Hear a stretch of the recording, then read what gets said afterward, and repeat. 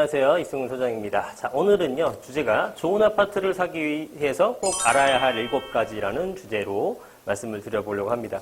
굉장히 간단한 주제인데요. 여러분들이 그 아파트를 고르실 때 이런 거 고려하지 않고 그냥 좀 시각적인 거, 예쁜 집, 이런 게만 찾으시니까 아주 간단하고 상식적인 내용이지만 한 번 더 짚어보기 위해서 말씀을 드리려고 합니다. 빨리빨리 가보겠습니다. 첫 번째, 교통여건입니다.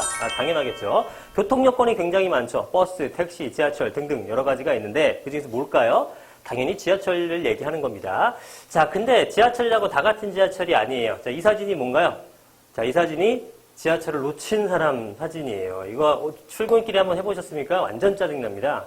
이거 한번 놓치게 되게 되면은 길게는 10분, 15분까지도 기다리는 경우가 있어요. 그래서 어떤 라인들은 한 뭐 5분이면 오는 것도 있고 어떤 거는 20분씩 기다려야 되는 것도 있어요. 뭐 경춘선이나 이런 것들. 그래서 지하철이 이렇게 많은데 이 지하철 라인이 다 좋은 것이 아니고요. 그 중에서도 우리가 핵심적인 노선들을 선호하는 라인들이 있죠. 그래서 보통 우리가 보편적으로 얘기하는 것들, 좋아하는 것들이 2호선, 그 다음에 황금노선이라고 불리는 9호선, 최근에는 신분당선까지 이런 것들이 공통점은 뭐냐면 2호선은 뭐 순환선이기 때문에 뭐든지 가기가 좀 쉬운 편이고 9호선은 급행, 또 신분당선도 마찬가지로 굉장히 빠르게 움직이게 되면서 핵심 라인들, 예를 들어 강남이라든가 이런 곳을 도달할 수 있기 때문에 많은 사람들이 이용하는 것들이죠. 그래서 이런 라인들 역세권에 있는 아파트면은 일단 굉장히 안전하고 좋은 아파트다라고 보시면 될 것 같습니다. 그만큼 원하는 수요가 많다는 얘기가 되겠죠.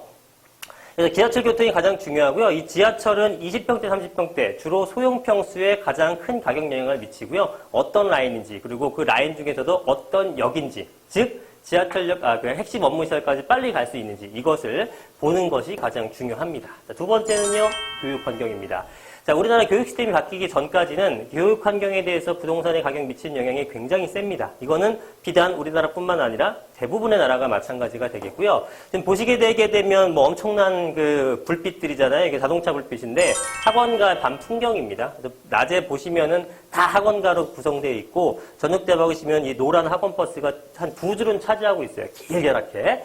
이게 이제 우리나라 학원, 대형 학원가의 모습이에요. 정리를 좀 해드리면 대형 학원가, 그리고 대형 학원가 근처에는 항상 명문학교가 있습니다. 명문학교 근처에 항상 대형 학원가가 있는 건 아니지만 대형 학원가가 형성된 곳에는 당연히 그 주변 일대에는 명문학교가 생겨날 수밖에 없는 구조가 되겠죠. 그래서 저도 이제 자녀가 둘이 있는데 2학년, 4학년 딸들이에요. 그래서 이 그 학군에 대해서 좀 예민하고 많이 이제 생각을 하게 되는데 제가 그러니까 그 학군 지역, 비학군 지역과 학군 지역을 다 살아봤는데요. 학군 지역이 좋은 점은 뭐냐면 굉장히 자연스럽게 공부 환경에 노출됩니다. 친구들이 그냥 자연스럽게 공부를 하다 보니까 얘도 그냥 의뢰하는 일이려니 하고 하는 거예요, 공부를.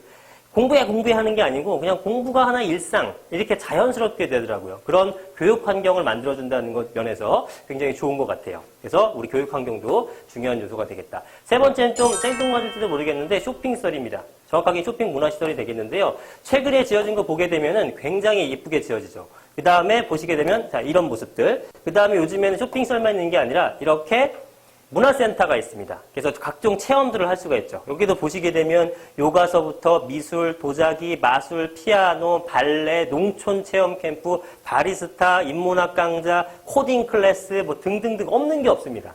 그래서 이것들을 우리가 가까이 있는 시설에서 가까이 있으면은 굉장히 손쉽게 이용할 수 있잖아요. 그래서 최근에는 이런 모습이죠. 단순히 백화점만 있다 이게 아니고요. 쇼핑뿐만 아니라 대형 마트, 영화관, 병원, 의원, 근생시설, 각종 체험시설, 문화센터까지 정말 우리가 일상생활하면서 누릴 수 있는 모든 것들이 다 원스톱으로 가능하기 때문에 이런 요즘에 최근에 쇼핑 문화시설이 근방에 있느냐 없느냐가 엄청나게 부동산 가격에 영향을 많이 미칩니다.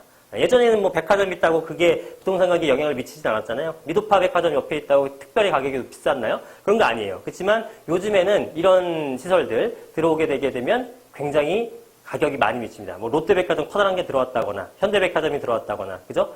신세계 백화점이 들어왔다거나 이런 식으로 들어오게 되면은 쇼핑 문화시설까지 같이 들어오기 때문에 가격 영향을 굉장히 크게 보여준다는 겁니다. 그래서 분명히 생각하셔야 돼요. 자, 네 번째 조망권이에요. 조망권은 앞으로도 굉장히 그 부동산 가격 영향을 많이 미칠 만한 요소가 됩니다. 그래서 우리가 한번 그림을 보게 되면 이런 뭐 한강이라든가 공원이라든가 야경이라든가 이런 거 보고 있으면은 정말 좋죠. 예. 그래서 최근에 조망권이라 하게 되면은 한강 조망이 이제 반영구적 조망이고요. 공원 조망이나 산 조망, 그다음에 골프장도 약간 공원 같은 느낌이죠. 실제로 뭐 위례 같은 데 가보시게 되면 몇 억씩 차이가 납니다. 골프장 조망과 아닌 것들이. 그 다음에 야경 조망, 우리 빌딩 조망이라고도 하는데 이런 모습들. 그 다음에 적어도 앞에 뭐 볼 건 없지만 그래도 트여 있어야지 그게 가격 영향에 우수하다라는 겁니다. 앞에 앞동을 이렇게 뭐 힘의 바닥 보는 것보단 튀어 있는 게 낫잖아요. 그래서 이런 조망권들은 앞으로도 굉장히 중요한 요소고. 그래 우리나라가 계속 발전을 하게 되면 삶의 질적인 측면을 고려할 거기 때문에 이 조망권에 대한 가치는 높아질 겁니다. 다섯 번째 공원인데요. 공원 어떻게 보면 당연할 수 있는데 이건 역시 앞으로 진행되게 되면서 더 많은 가격 영향을 미칠 걸로 보여집니다. 교통이라든가 교통공원 중에 뭐가 중요하나? 교통이 중요하다고 얘기하겠죠? 나중에는 공원이 훨씬 더 중요해질 수 있다고 좀 판단을 해요. 자, 그게 왜 그러냐면 이런 공원들 뭐 단순히 이용하기도 좋기도 하지만 최근에 우리 미세먼지 굉장히 많이 증가하고 있잖아요. 그래서 깨끗한 환경에 대한 어떤 가치가 굉장히 크게 대두가 되고 있고 공원 이용의 편리함뿐만 아니라 어떤 심적 안정감, 그죠? 뭐 공원이라고 미세먼지 없는 건 아니겠습니다만 뭐 실제로 이제 산소 같은 걸 많이 뿜어주니까 좋기도 하겠죠. 그래서 이런 심적 안정감으로 인해서 대형 커다란 공원 근처에 있는 것들이 가격이 굉장히 비싼 모습을 이미 보이고 있죠.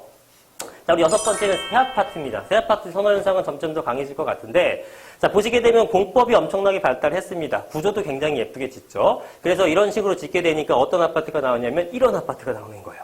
상상도 못할 정도로 아름다운 모습들이죠. 이게 뭐 외국도 아닙니다. 우리나라 부산 해운대 쪽이에요. 저도 이제 강의 갔다가 한번 봤는데 너무 예쁘더라고요, 야경이. 그래서 이런 새 아파트 같은 모습들 보시면 삶의 질이 높아지게 되면서 새 아파트 선호 현상은 앞으로 점점 더 강해질 것이다. 그리고 건축 공법과 기술의 발달로 거주 편리한 구조 및 옵션이 구비되기 때문에 점점점 새 거에 대한 현상은 강해지게 될 거예요. 자, 일곱 번째는 단지 규모입니다. 뭐 단지 규모 큰 거 좋아하는데 이건 역시 굉장히 앞으로도 영향력이 커집니다. 자, 왜냐하면 자, 보시게 되면은 지금 조경도 뭐 커다랗게 지을 수가 있고요. 수영장도 있고 커뮤니티 센터도 굉장히 크죠. 이렇게 커다란 커뮤니티 센터라든가 뭐 각종 골프장서부터 독서실, 탁구장, 테니스장, 수영장 등등을 구비하려면은 규모가 커야 돼요. 작으면 절대 못 넣죠. 네, 그래서 단지 규모가 크다는 얘기는 뭐냐면 커뮤니티가 좋아진다는 얘기가 되고요. 이 단지 내부 설계라든가 조경이 특화될 수 있습니다. 그래서 이런 점들이 다른 아파트랑은 전혀 다른 차별성을 지니게 되는 거예요. 예전에 대단지를 하게 되면 그냥 나무만 더 많은 거잖아요. 별 특징이 없었어. 대단지라고 해서. 하지만 지금은 대단지로서 굉장히 차별성을 가질 수 있기 때문에 조그만 단지와 커다란 단지의 가치 차이가 훨씬 더 극대화될 겁니다. 그래서 단지 규모가 큰 거를 하시면 좋겠다고 말씀을 드리는 거예요.